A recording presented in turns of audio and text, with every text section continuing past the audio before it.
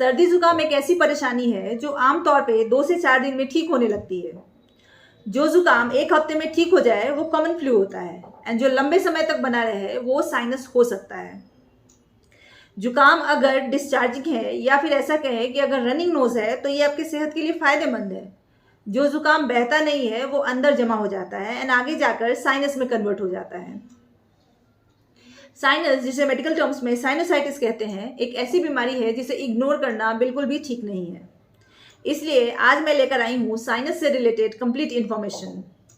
क्या है, क्यों होता है, साथ ही मैं आपसे डिस्कस करूंगी कुछ होम्योपैथिक मेडिसिन जो साइनोसाइटिस के ट्रीटमेंट में यूज़ की जाती हैं। एंड वीडियो के एंड में मैं आपसे एक क्वेश्चन पूछूंगी जिसका आंसर आप मुझे कमेंट में बता सकते हैं। इसके लिए आपको वीडियो एंड तक देखना होगा। नमस्ते, मैं डॉक्टर रागिनी और आप देख रहे हैं आपका अपना हेल्थ चैनल द क्यूरोपैथ। अगर आप मुझे पहली बार देख रहे हैं तो आपको मालूम है क्या करना है।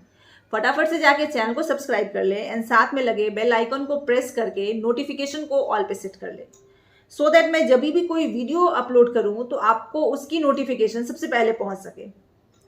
तो अब ज़्यादा इधर उधर की बातें नहीं करते हुए हम अपने मेन टॉपिक की तरफ चलते हैं। बात करते हैं साइनस के बारे में। साइनोसाइटिस क्या है, ये समझने से पहले हम ये जानते हैं कि साइनसिस क्या है। तो हमारी आंखों के बीच माथे, नाक एंड चिक बोन्स में पीछे की तरफ छोटे छोटे एयर पॉकेट्स होते हैं जिन्हें हम साइनस कहते हैं। तो जब इन साइनस में या एंड नेजल पैसेज में स्वेलिंग आ जाती है तो उसे ही साइनोसाइटिस कहा जाता है। नाक में स्ट्रक्चरल प्रॉब्लम या फिर साइनस में किसी इन्फेक्शन की वजह से इन्फ्लेमेशन आ जाता है। इसलिए कई बार साइनोसाइटिस की जगह पे साइनस इन्फेक्शन टर्म का भी यूज़ किया जाता है। दोनों सेम ही है। साइनोसाइटिस की प्रॉब्लम बहुत ही कॉमन है and approx 13.4 crore of Indians are suffering from chronic sinusitis. इसका मतलब ये हुआ कि इंडिया में जितने डायबिटीज़ के पेशेंट्स हैं उनसे डबल क्रॉनिक साइनोसाइटिस के पेशेंट्स हैं। साइनसिस का मेन फंक्शन होता है म्यूकस बनाना, जिसकी वजह से हमारी नाक में नमी रहती है एंड किसी भी जर्म या माइन्यूट जर्म पार्टिकल्स को हमारे बॉडी में एंटर होने से रोकने में भी हेल्प करता है। ह्यूमन स्कल में 4 पेयर ऑफ साइनसेस होते हैं जिन्हें हम इथेमॉइड sinus, sphenoid sinus, maxillary sinus and frontal sinus के नाम से जानते हैं। ये चारों साइनस इंटरकनेक्टेड रहते हैं एंड म्यूकस बनाते हैं, जिसमें कोई भी pollutant, dust particles and bacteria trap हो जाता है एंड हमारी बॉडी में एंटर नहीं होता है, उल्टा हमारी बॉडी से बाहर निकालने में हेल्प करता है नाक के पैसेज के थ्रू। साइनस में इन्फेक्शन किसी भी बैक्टीरियल या फिर एलर्जन के कारण हो सकता है एंड जिसकी वजह से स्वेलिंग आ जाती है साइनसिस में, जिसे हम साइनोसाइटिस कहते हैं। पेशेंट को कितने टाइम से प्रॉब्लम हो रही है उस बेसिस पे साइनोसाइटिस को मेनली 4 टाइप्स में डिवाइड किया गया है। नंबर 1 इज अक्यूट साइनोसाइटिस, जिसमें सिम्टम्स 4 वीक्स या फिर उससे भी कम समय के लिए रहते हैं। ज़्यादातर केसेस सर्दी जुकाम के सिम्टम्स के साथ स्टार्ट होते हैं, जैसे कि पेशेंट को नाक से पानी जा सकता है, सर दर्द हो सकता है या फिर लगातार छींकें आ सकती है। एंड ऐसा आमतौर पर बैक्टीरियल इन्फेक्शन या फिर वायरल इन्फेक्शन की वजह से होता है एंड कई बार सीजनल एलर्जी की वजह से भी अक्यूट साइनोसाइटिस की प्रॉब्लम हो सकती है। नंबर 2 इज सब अक्यूट साइनोसाइटिस, जिसमें सिम्टम्स 4 हफ्ते से लेके 12 हफ्ते तक बने रहते हैं एंड ऐसा जनरली बैक्टीरियल इन्फेक्शन की वजह से होता है। Number 3 is chronic sinusitis. Treatment के बावजूद अगर सिम्टम्स 12 हफ्ते से ज़्यादा तक बने रहें तो इसे हम क्रॉनिक साइनोसाइटिस कहते हैं। हालांकि इसमें भी टेंशन की कोई बात नहीं है क्योंकि ये बहुत ही सीरियस कंडीशन नहीं होता है। Bacterial infection, fungal infection, allergy या नाक में स्ट्रक्चरल प्रॉब्लम की वजह से क्रॉनिक साइनोसाइटिस हो सकता है पेशेंट को। And number 4 is recurrent sinusitis. साल में अगर एक बार से ज़्यादा या फिर कई बार साइनोसाइटिस का अटैक आता हो तो ये रिकरेंट साइनोसाइटिस कहलाता है। साइनोसाइटिस के कारणों में कई pathogens and environmental causes and factors included हो सकते हैं, जैसे कि एलर्जेंस एंड कुछ इरिटेंट्स, जैसे कि जानवरों के fur, air pollution, pollen grains, smoke and dust, कुछ infections like bacterial, viral and fungal infections. Seasonal allergy या फिर नाक में स्ट्रक्चरल प्रॉब्लम होने के कारण भी साइनोसाइटिस का खतरा बहुत हद तक बढ़ जाता है। अब सिम्टम्स की बात कर लेते हैं। तो साइनोसाइटिस में पेशेंट को दर्द के साथ साथ प्रेशर भी फील होता है। एंड कुछ कॉमन सिम्टम्स होते हैं साइनोसाइटिस के, जैसे कि नेजल ब्लॉकेज या फिर नेजल कंजेशन, रनिंग नोज, गले में खराश, खांसी, मुंह से बदबू आना, sense of smell and taste कम हो जाना, फीवर, रिपीटेड हेडेक होता है पेशेंट को, थकान महसूस हो सकता है, ईयर एक होता है, टूथ एक एंड आंखों के पीछे दर्द महसूस हो सकता है। ट्रीटमेंट से पहले हम बचाव की बात कर लेते हैं। सर्दी, जुकाम, फ्लू एंड एलर्जिक रिएक्शंस की वजह से साइनोसाइटिस की प्रॉब्लम हो सकती है।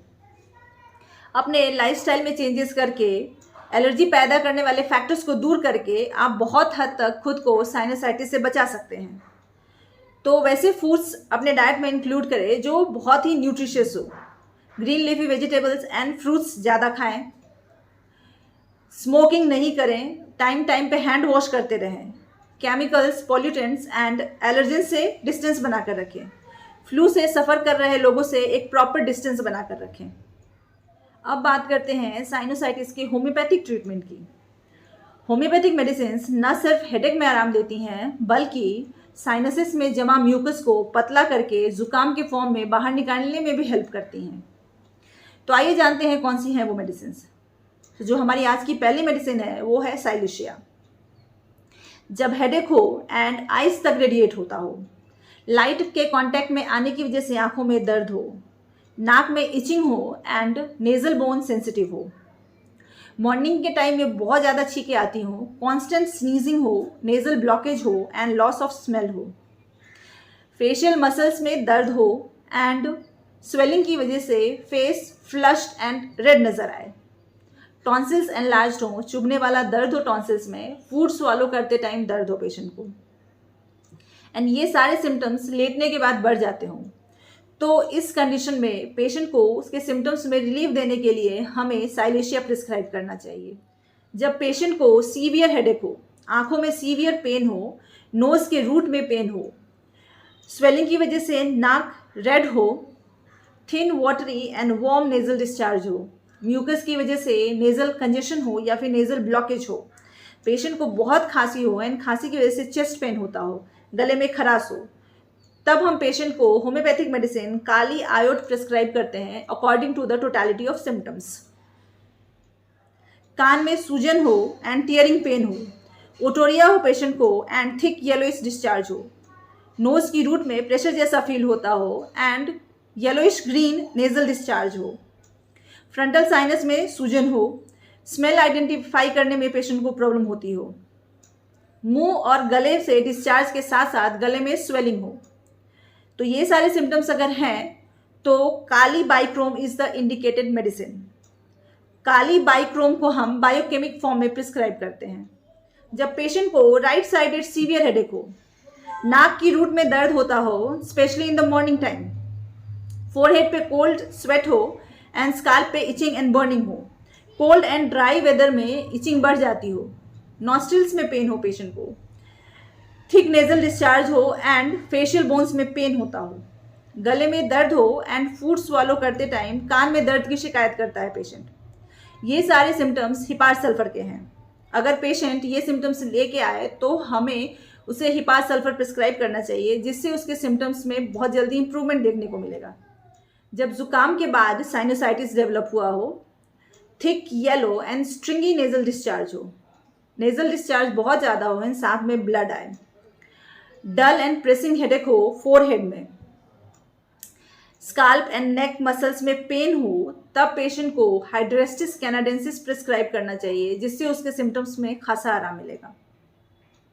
तो ये थी कुछ होम्योपैथिक मेडिसिन जो साइनोसाइटिस के ट्रीटमेंट में यूज़ की जाती हैं।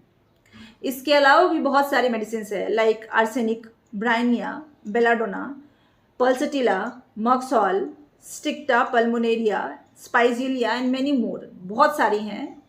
जैसा कि आपको पता होगा कि होम्योपैथिक मेडिसिन का सिलेक्शन सिम्टम्स के साथ साथ कॉज ऑफ डिजीज पे भी डिपेंड करता है। इसलिए मैं आपको अपने हर वीडियो में बताती हूँ कि आप खुद से कोई भी मेडिसिन कंज्यूम नहीं करें। अगर आपको कोई भी हेल्थ रिलेटेड इशू है या कोई प्रॉब्लम है तो आप अपने डॉक्टर से कंसल्ट करने के बाद ही कोई मेडिसिन खाएं। अब आती है क्वेश्चन की बारी। जैसा कि मैंने आपको वीडियो के स्टार्टिंग में बताया था कि वीडियो के एंड में मैं एक क्वेश्चन पूछूंगी आपसे। तो हमारा आज का क्वेश्चन है कि ह्यूमन स्कल में टोटल कितने साइनसेस होते हैं? इसका आंसर आप मुझे कमेंट में बता सकते हैं। आज बस इतना ही। मेरा ये वीडियो कैसा लगा वो भी आप कमेंट में लिख के बताएं। If you find this useful then don't forget to share it with your loved ones. मिलूंगी द क्यूरोपैथ के नेक्स्ट वीडियो में किसी दूसरे हेल्थ रेलेवेंट टॉपिक के साथ। जब तक के लिए आप अपना और अपनों का ख्याल रखें। Do take very good care of your self and your family, and of course thank you so much for watching.